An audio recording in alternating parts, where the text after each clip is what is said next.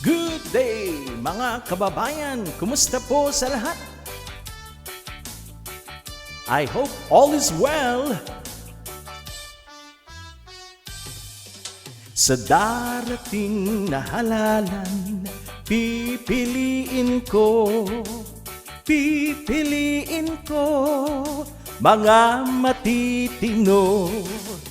Toto Kausing Bam Aquino, Jokno Kiko Spirito, Llamas at Franz Castro, dalhin sa Senado.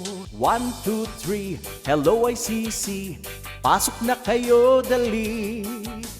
Huwag papatay-patay, baka tumakas si tatay. Sina Bato, Aimee at Bongo, kasama ang mga trapo. Kasama ang mga trapo, wag na nating iboto. Good morning mga kababayan! Tayo po'y nagbabalik para sa isa na namang video para po bigyan ng reaksyon ng pahayag ni Madam Senadora Aimee Marcos.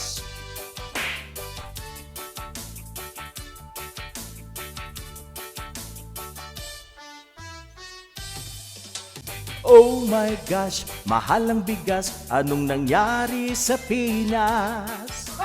Bakit daming tumatakas, umiiwas sa himas rehas?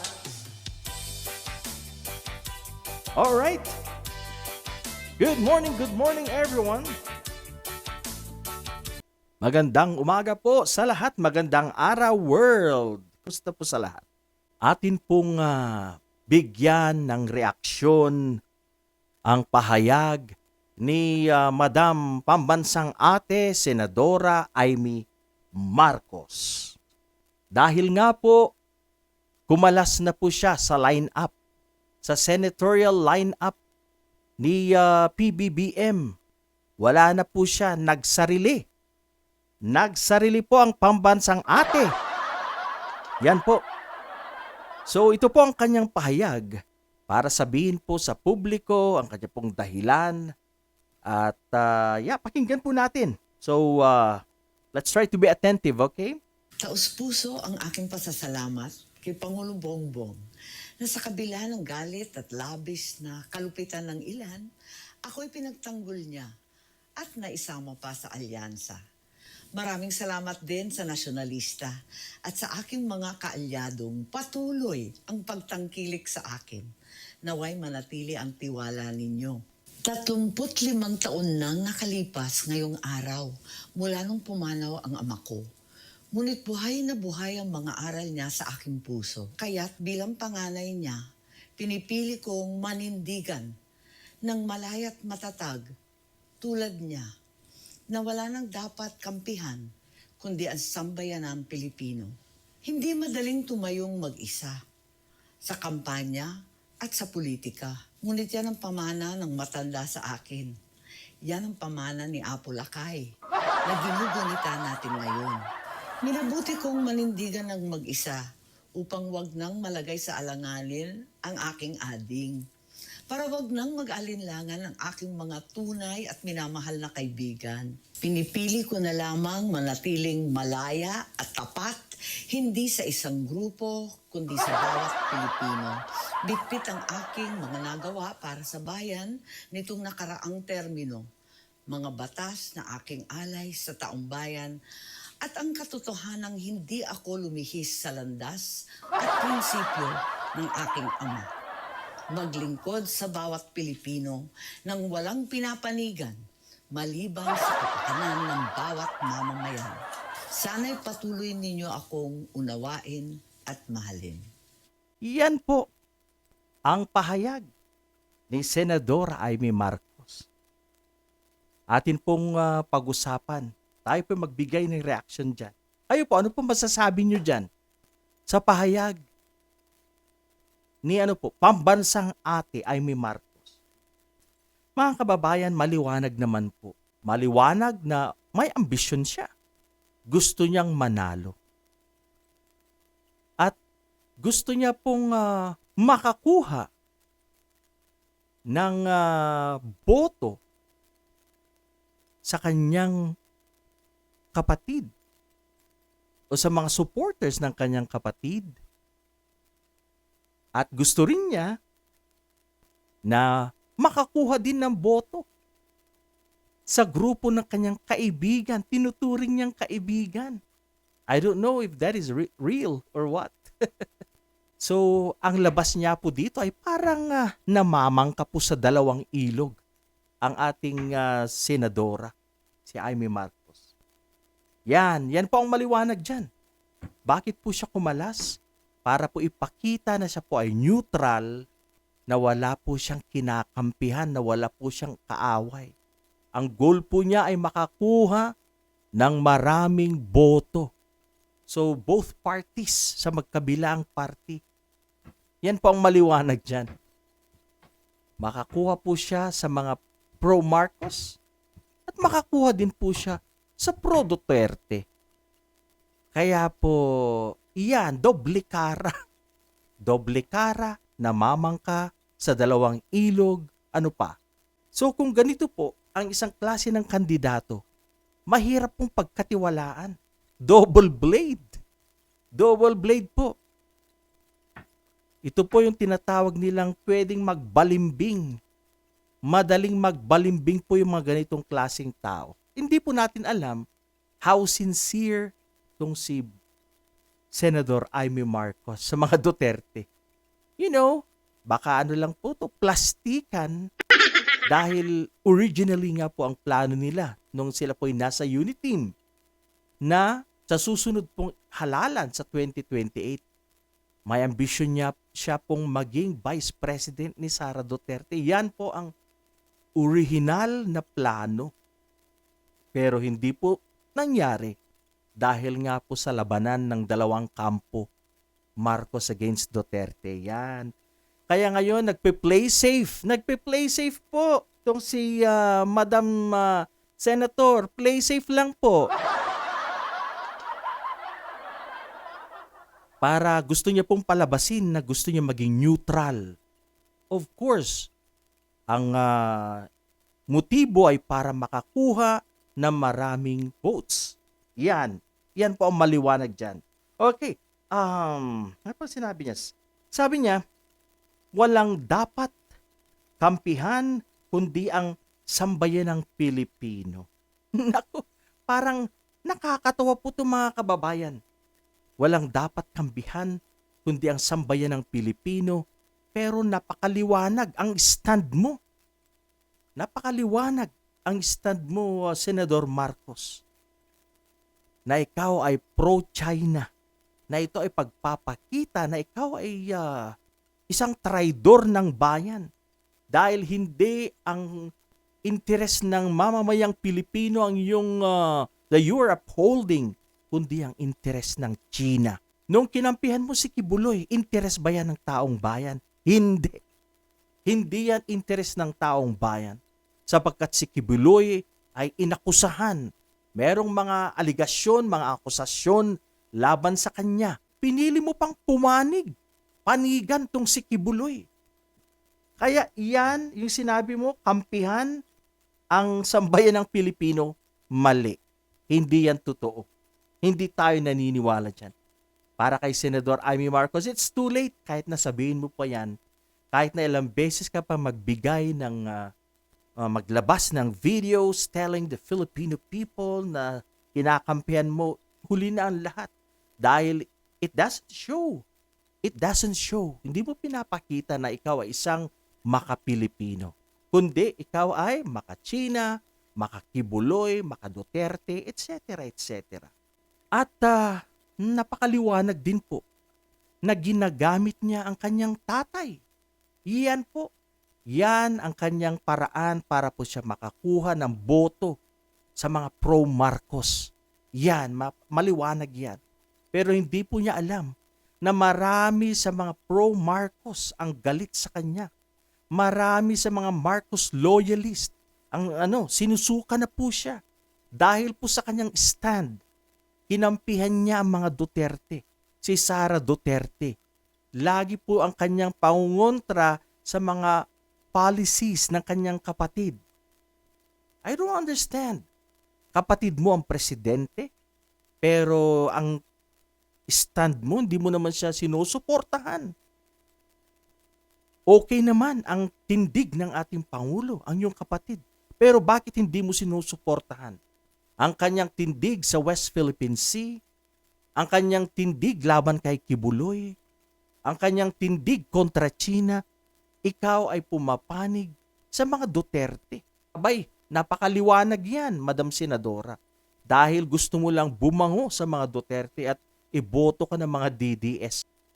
Kaya mga kababayan, it's too late kahit maghugas kamay siya or pagandahin niya po ang kanyang mga talumpati, expressing that she loves the Filipino people. Walang ibang importante sa kanya kundi ang sambayan ng Pilipino, mga pautot, etc., etc. Alam niyo po itong panahon po na ito, maglalabasan na naman ang mga flowery, magagandang talumpati na mga taong naghahangad, gustong makabalik sa pwesto, lalong-lalo na po ang mga trapo, mga traditional politicians na gusto po ay mangurap, magpayaman, yan po ang kanilang intensyon, yan ang kanilang hidden agenda. Mga kababayan, wag na kayong pabubudol, magpakatalino kayo. Maging smarte sa pagpili dahil ginagamit lang kayo ng mga politiko. Yan ang katotohanan. Lagi kayo nagrireklamo, nakahirap ng buhay. Yan ang pinagsisigawan nyo. Mahirap ang buhay, ang mahal ng bigas, pero sinong dapat sisihin? Kayo. Ako hindi, dahil nag-iisip ako ng tama. Sa mga hindi po nag-iisip ng tama, sa mga nagluluklok, sa mga trapo, mga politikong laging nagbibigay ng mga ayuda, pera, namimili ng boto, yan po ang mga binuboto nyo. Kaya ganito nadadamay ang lahat. Dapat magpakatalino, magpaka-smarte sa pagboto. Huwag maging mangmang. Gamitin ang yutak. Yan. So balikan po natin. Meron pa siyang sinabi. So yan, ginagamit niya pong tatay niya. Apulakay, etc., etc. Gusto niya lang pong makakuha ng boto sa mga pro-Marcos, sa mga Marcos loyalists. Pero ulitin ko, marami sa mga Marcos loyalists ang galit na galit kay Senator Amy Marcos dahil sa kanyang pagtatanggol kay VP Sara Duterte na isa ring oportunista. Yan. Gusto maging Pangulo. Actually, ngayon gusto niyang maging Pangulo kaya lang hindi po sila nagtagumpay para pabagsakin si Bongbong Marcos, si Pangulong Marcos. Yan, isang oportunista yung mga taga Davao na yan. Gusto po nilang makabalik. At itong si Amy Marcos, panay po ang pagdepensa sa mga Duterte. Hindi ko po maintindihan. Yan nga, namamangkas sa dalawang ilog, trapo talaga, ang motibo lang ay makakuha ng boto magkabilaan. Mga kababayan, wag na po nating iboto yan. Sa kangkungan tayo pupulutin pag ibabalik po natin itong mga trapos na ito. Okay, pagpatuloy po natin. Sabi niya, ang katotohanan na hindi ako lumihis sa landas at prinsipyo ng aking ama. Napo, napakamakata, no? Yun po ang pinagsasabi niya. Hindi daw po siya lumihis sa prinsipyo ng kanyang ama para po makakuha ng boto sa mga Marcos loyalists. Anong hindi ka lumihis? Imbis na diretso lang ang lakad mo, nangaliwa ka. Nangaliwa. Pumanig po sa mga Duterte. Yan.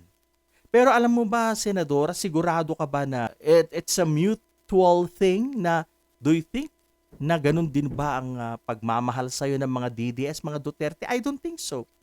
Alam nilang double blade ka rin na namamangka sa dalawang ilog. Kaya I don't think na iboboto ka nila. Siguro meron ding mangilan-ngilan, pero baka, you know what? Baka yung tinuturing mong kaibigan na si VP Sara, baka hindi ka po iboto niyan pagdating po ng senatorial race. Sabi pa po niya, maglingkod sa bawat Pilipino na walang pinapanigan. Nagpapatawa po siya dito. Walang pinapanigan maliban sa kapakanan ng bawat mamamayang Pilipino. Kagaya po ng previous sinight ko po. Magandang halimbawa sa kaso ni Kibuloy. Maraming mga aligasyon na siya po ay nagmolestya ng mga batang babae at maraming membro.